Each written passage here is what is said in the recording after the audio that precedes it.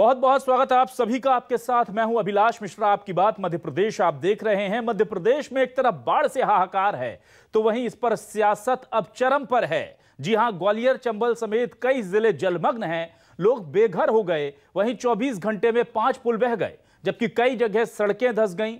कांग्रेस इससे सरकारी सिस्टम की नाकामी और भ्रष्टाचार का मामला बता रही है, तो बीजेपी एक कदम आगे बढ़कर बाढ़ के लिए कांग्रेस को जिम्मेदार ठहरा रही है। जी हां, बीजेपी कह रही है कि यह बाढ़ कांग्रेस की लाई है। इतना ही नहीं, महंगाई और सूखे के लिए भी बीजेपी ने कह दिया है कि यह कांग्रेस ने किया है। मतलब सारा ठीकरा बीजेपी ने कांग्रेस पर फोड़ दिया है। आज इसी पर करेंगे आपकी बात।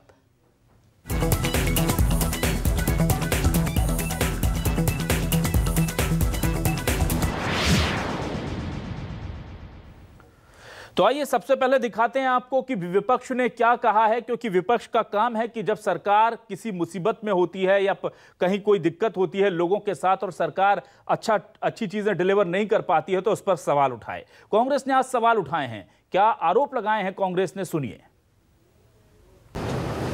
मैंने शुरू में कहा किसी के कहने से तो आते नहीं है और न किसी के कहने से जाएंगे। जिसकी भी सरकार जब हो, यदि प्राकृतिक आपदा है तो उसकी जवाबदारी लेना चाहिए और उसके हिसाब से समय पर काम करना चाहिए। अटल जी की योजना का पालन पिछले 15 साल से लगातार शिवराज सिंह जी की सरकार थी। उस समय क्यों नहीं लिंकिंग प्रोजेक्ट यहाँ पर चालू किया? उसके लिए न केंद्र सरकार जिम्मेदार थी न कोई। कहना कतई उचित। बाढ़ भयावता थी, उसकी प्री मानसून की तैयारी करनी थी। शिवराज जी सफारी कर रहे हैं। आज तक कभी टेलीविजन पे मैंने नहीं देखा कि कोई नेता रेस्क्यू करते हुए अपने वीडियो बनवा रहा है, रेस्क्यू होते हुए अपने वीडियो और विजुअल और फोटो खिंचवा रहा है। वहीं बीजेपी ने एक कदम आगे बढ़कर इस पूरी बाढ़ और तबाही के लिए कांग्रेस को जिम्मेदार से ठहरा दिया है। और आपको याद दिला दें कि कुछ दिन पहले विश्वास सारंग ने यह कहा था कि महंगाई के लिए भी नेहरू जिम्मेदार हैं। अब ये दलील है सरकार के लोगों की, सरकार के मंत्रियों की। जनता इसे कितना स्वीकार करेगी ये दीगर बात है। पहले ये बयान सुनिए। पूरे देश में बाढ़ की और सूखा की वजह ही कांग्रेस है और उसका कारण मैं आपको बता दूं कि श्रीमान अटल बिहारी वाजपेयी लाए थे नदी जोड़ो अभियान, और अगर उस समय उस प्रस्ताव पर काम हो जाता तो ना अधिक वर्षा से कोई क्षेत्र बाढ़ प्रभावित होते और ना कम वर्षा से सूखा क्षेत्र घोषित होते। इसलिए पूरा अगर बाढ़ और सूखा तो दोनों के अगर जिम्मेवार कोई है तो कांग्रेस। कांग्रेस यदि महंगाई और इस देश की अर्थव्यवस्था को लेकर विरोध प्रदर्शन करना ही चाहती है तो उन्हें 10 जनपद के बाहर करना चाहिए, क्योंकि इस देश की आज़ादी के बाद अर्थव्यवस्था को कुठाराघात करके महंगाई बढ़ाने का श्रेय किसी को जाता है तो वो नेहरू परिवार को जाता है। महंगाई 1-2 दिन में नहीं बढ़ती, अर्थव्यवस्थाओं की नींव 1-2 दिन में नहीं रखी जाती। 15 अगस्त 1947 को लाल किले की प्राचीर से जवाहरलाल नेहरू जी ने जो भाषण दिया था, उसी भाषण की गलती के कारण इस देश की अर्थव्यवस्था बिगड़ी है। तो ऐसा नहीं है कि सिर्फ विपक्ष कह रहा है कि सरकार का काम है बाढ़ पीड़ितों को राहत देना, और जाहिर सी बात है कि सरकार के कुछ नेता, कुछ मंत्री इससे कांग्रेस का किया धरा बता रहे हैं। लेकिन आपको सुनाते हैं कि खुद बीजेपी से जुड़े कई कद्दावर नेता किस तरह से कह रहे हैं कि हाँ, सिस्टम में खामियां हैं। सुनिए। 3 पुल, सियोड़ा का पुल, रतनगढ़ का पुल, लांच का पुल, सिंध के पुल डबरा और दतिया के बीच में दरार का आ जाना, इसका मतलब कहीं ना कहीं सिंचाई विभाग और मौसम विभाग के आपस में तालमेल का न होना, प्रशासनिक दृष्टि के सूझबूझ का परिचय न देने का परिणाम है कि इस भीषण त्रासदी को अपन सब झेल रहे हैं। और आइए अब लेते हैं हम न्यूज़ 24 मध्य प्रदेश छत्तीसगढ़ के सवाल। क्या है हमारे सवाल, आपको दिखाते हैं। आज के हमारे सवाल हैं, तबाही आई बादल फोड़, बयानों की बौछार रिकॉर्ड तोड़। रिकॉर्ड टूट रहे हैं क्योंकि नेहरू तक को जिम्मेदार ठहराया जा रहा है वर्तमान की दिक्कतों के लिए। कांग्रेस लाई है क्या बाढ़ और महंगाई, ये बड़ा सवाल है। कुदरत का सितम या डुबो गया सरकारी सिस्टम, ये विपक्ष और खुद बीजेपी के नेता पूछ रहे हैं। एमपी में बाढ़ पर सियासत अपार, बाढ़ से तो निपट लेंगे, सियासत का क्या होगा, ये बड़ा सवाल है। तो एक बार फिर बता दें कि लगातार बयानबाजी चल रही है और बयानबाजी भी ऐसी कि जिससे सुनकर किसी को भी लगे कि ये हो क्या रहा है मध्य प्रदेश में। महंगाई की बात आई तो विश्वास सारंग ने कहा कि यह महंगाई दरअसल कांग्रेस लाई थी नेहरू के जमाने में और इसीलिए अभी तक महंगाई चल रही है। फिर बाती है बाढ़, बाढ़ में फिर यह कहा गया कि सिस्टम की खामी की वजह से जो आसमानी आफत है वो ज्यादा बड़ी नजर आ रही है। पुल टूट रहे हैं, 1.5 साल पहले पुल बने और टूट गए। और इस पूरे मसले पर बातचीत करने के लिए हमारे साथ खास मेहमान जुड़ चुके हैं। वीरेंद्र रघुवंशी जी जुड़ चुके हैं। वीरेंद्र रघुवंशी जी कोलारस विधानसभा क्षेत्र से विधायक हैं, वरिष्ठ नेता हैं। वीरेंद्र जी बहुत बहुत स्वागत है आपका न्यूज 24 मध्य प्रदेश छत्तीसगढ़ पर।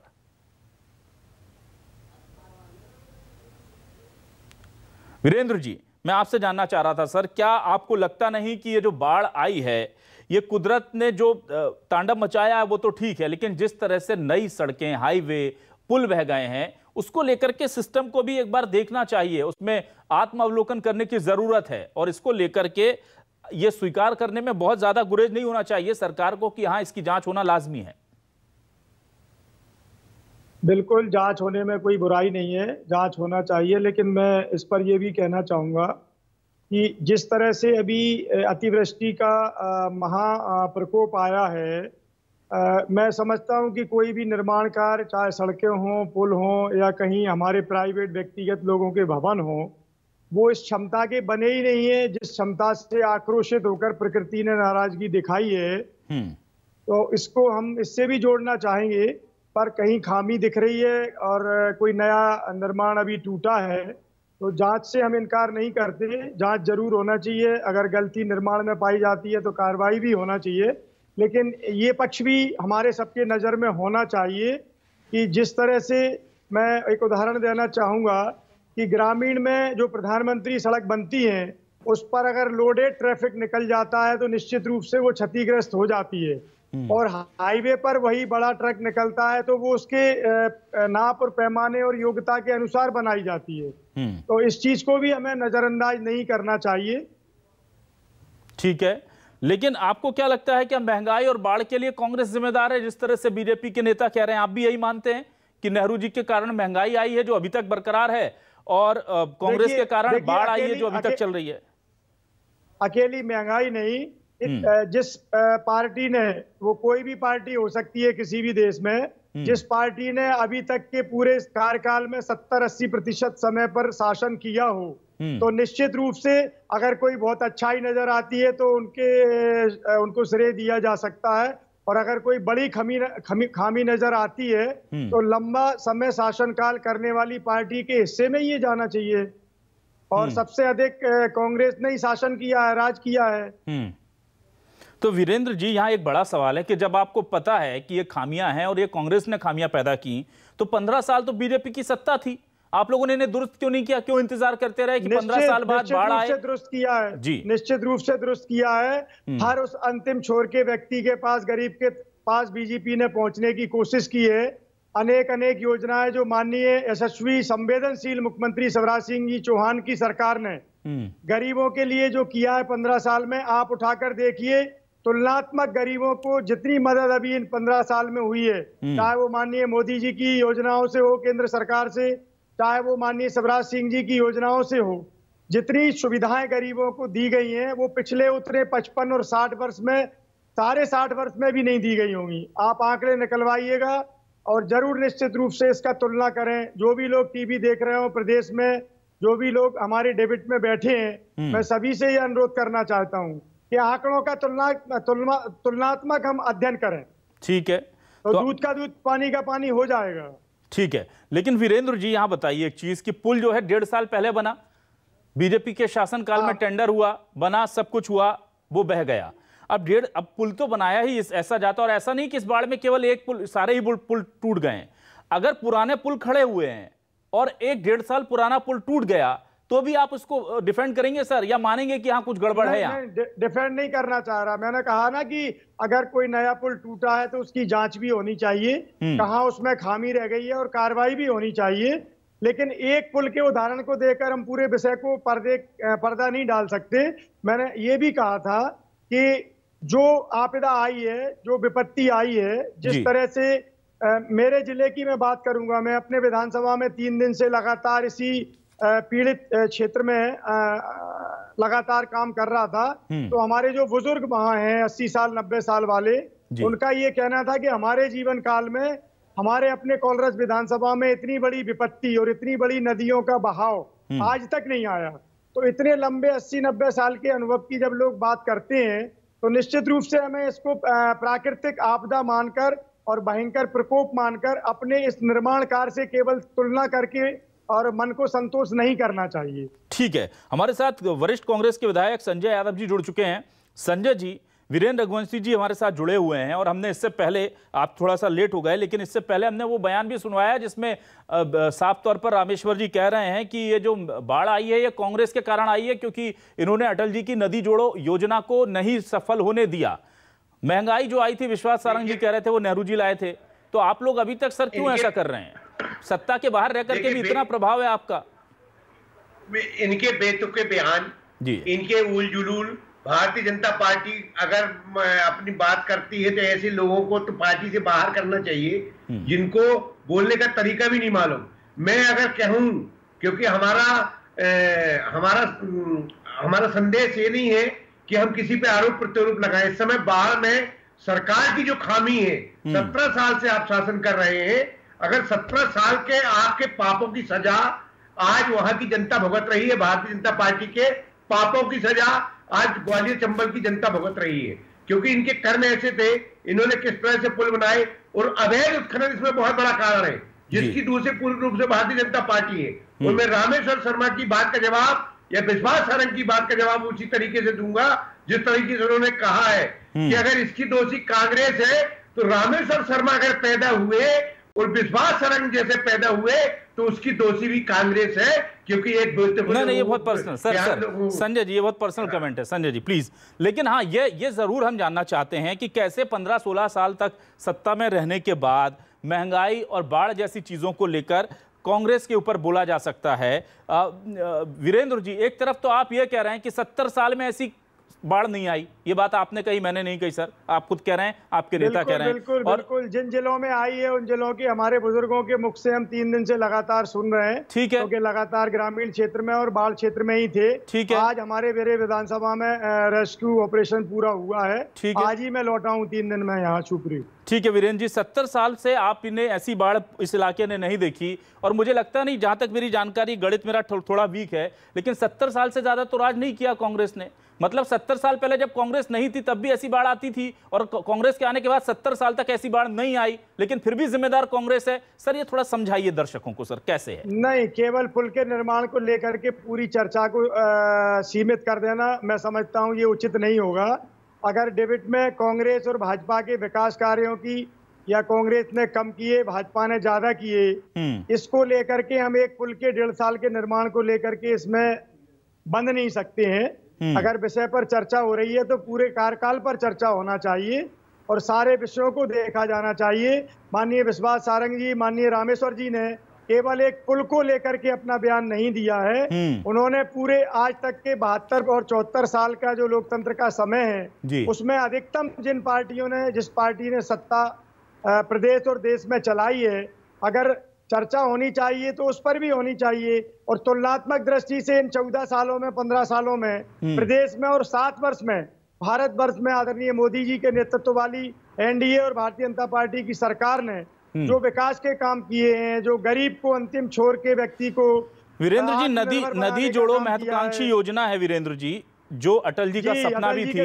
7 साल से मोदी, पीएम मोदी जो हैं वो थे, और 17-15 साल से बीजेपी थी। मध्य प्रदेश में ही कम से कम नदियों को जोड़ दिया जाता, 2, 4, 5, 6 नदियों को, तो शायद ये बाढ़ नहीं आती।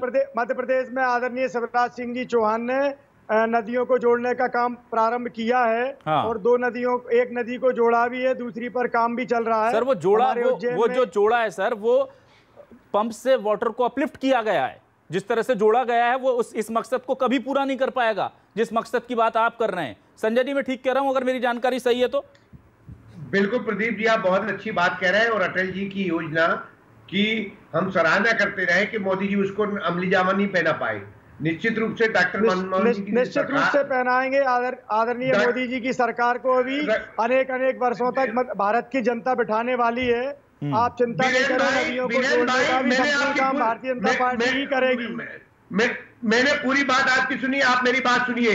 आप आंकड़ों से बात करिए कि मोदी जी के समय और मनमोहन सिंह जी के समय डीजल और पेट्रोल के भाव में क्या अंतर है, कितने टैक्स ले रहे हैं। हमारी डॉक्टर मनमोहन सिंह जी के समय, पहले मेरी बात सुन लीजिए रघुवंशी जी, मैंने आपको टोका नहीं है। दूसरी बात, संजय भैया बोलिए। बीरेन भाई, 27 लाख गरीबी कम हुई थी कब? मनमोहन सिंह जी के समय।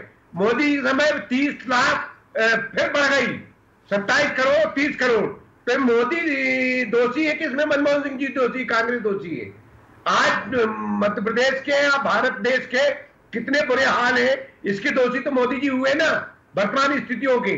क्योंकि कांग्रेस ने जो काम किया था वो तो जनता देख रही, और आप सामने देख रहे हैं कि पुल कैसे टूट रहा। अभी 2 साल पहले पुल बना, 3 साल पहले पुल बना। इसका दोषी तो सरकार होगी ना। क्यों अधिकारियों को वो जांच तो बात का विषय है, लेकिन इसका जवाबदारी तो सरकार को लेना चाहिए कि किस तरह से भ्रष्टाचार किया मध्य प्रदेश में भारतीय जनता पार्टी की सरकार ने। किस तरह से केंद्र में भ्रष्टाचार हो रहा, किस तरह से भ्रष्टाचार की बात करोगे तो आपके 15 महीने का कार्यकाल मध्य प्रदेश की जनता को याद आ जाएगा। और 15 महीने बाद जिस तरह से आपकी सरकार लकड़ी के घर की तरह भरभरा के गिरी है, वो सब बातें याद आ जाएंगी।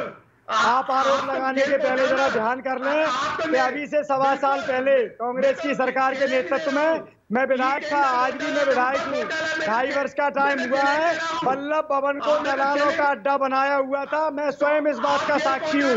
भ्रष्टाचार का आरोप लगाने के पहले आपकी सरकार, संजय भैया, आपकी सरकार के 1.25 साल के कार्यकाल को भी जरा ध्यान कर लीजिए।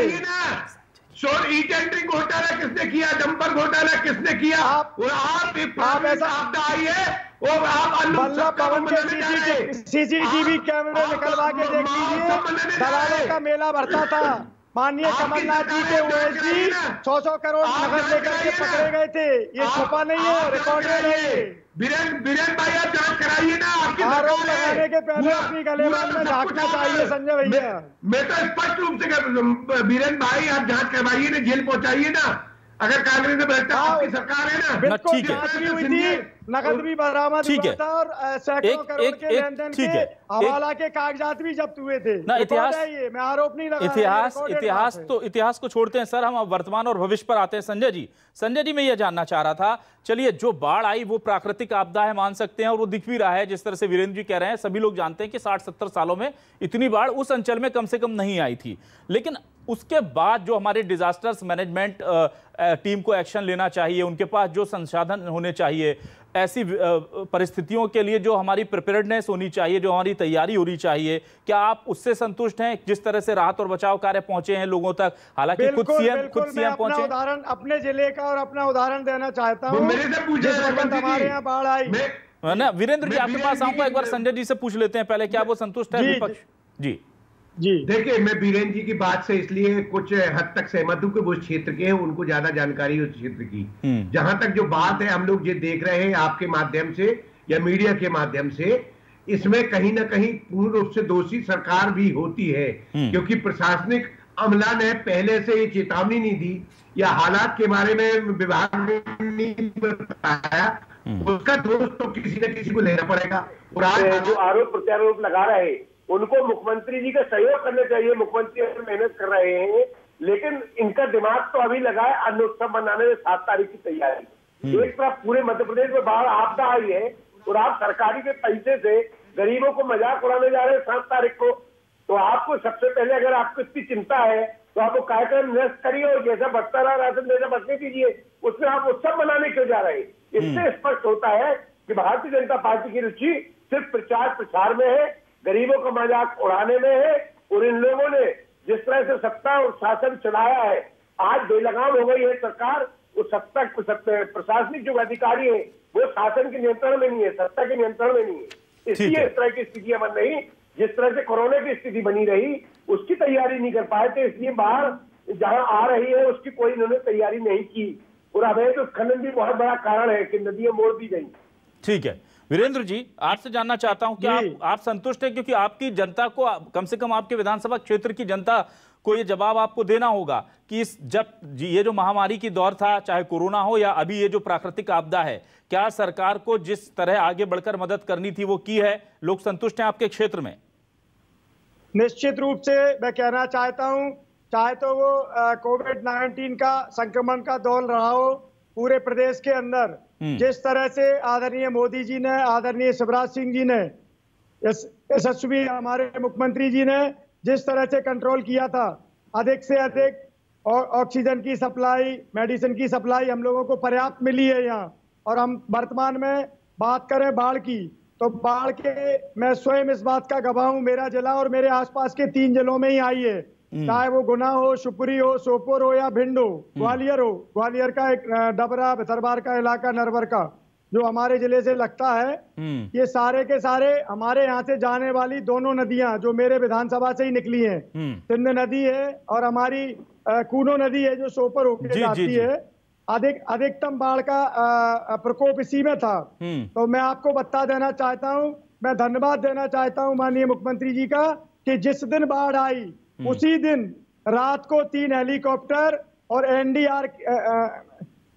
एनडीआरएफ की टीमें मेरे जिले में तैनात हो गई थी। और दूसरे दिन जब उन टीमों से हमारा व्यवस्था कंट्रोल नहीं हुई तो आर्मी को भी तत्काल कल ही यहाँ उपलब्ध करा दिया गया था। आर्मी के हेलीकॉप्टर से मेरे विधानसभा में आज 30 लोगों का रेस्क्यू हुआ है जो सिंध नदी पर फंसे हुए थे। सुबह 6 बजे से 8 बजे तक 30 लोगों को। तो वीरेंद्र जी, आप ये कह रहे हैं कि सरकार के राहत और बचाव कार्य से जनता संतुष्ट है, जनता को कहीं कोई तकलीफ नहीं है? पूरी तरह। मैं आपको बता देना चाहता हूं कि मेरे विधानसभा में अनेक गांव, 11 गांव पानी से घिर गए थे, एक भी कैजुअलिटी नहीं हुई, एक भी कैजुअलिटी नहीं हुई। ठीक है जी, संजय जी बोलिए। परसों का महोत्सव मनाओगे? मैं रघुवंशी जी से पूछना चाहता हूँ, अन्न महोत्सव पे भी मैं आपको जवाब देना चाहता हूँ, मुझे थोड़ा समय दे दो। जी बोलिए बोलिए। अन्न महोत्सव कांग्रेस के 1.5 साल के शासनकाल में, कांग्रेस के 1.5 साल के शासनकाल में जो कंट्रोलों की खाद्यान्न गारंटी योजना। संजय भैया, आपकी बारी है, आपकी बारी है। मैं एक प्रश्न का और जवाब दे रहा हूँ। रघुवंशी जी, आपके अन्न महोत्सव का भी जवाब देना चाहता हूँ, अगर आप सुनना चाहते हैं तो। अभी भी आप महोत्सव मनाएंगे? महोत्सव तो जनता मनाए तब तो। अन्न महोत्सव जरूर मनाएंगे ना। संजय जी बोल रहे हैं, संजय जी प्लीज, संजय जी वीरेंद्र जी जवाब दे रहे हैं, मनाएंगे या नहीं मनाएंगे? संजय जी 1 मिनट। हाँ बोलिए वीरेंद्र। जरूर मनाएंगे। गरीब के घर तक अन्न पहुंचे, गरीब कोई हमारा भूखा ना सोए। कांग्रेस के टाइम में 1.5 साल में जो कंट्रोलों को कांग्रेसी नेताओं के हाथ में आप सौंप के गए हो, उन पर अंकुश लगाना बहुत जरूरी है। अन्न महोत्सव के माध्यम से ठीक है वातावरण बनाना चाहते हैं। वीरेंद्र जी 1 मिनट। संजय जी एक करके बोलते हैं।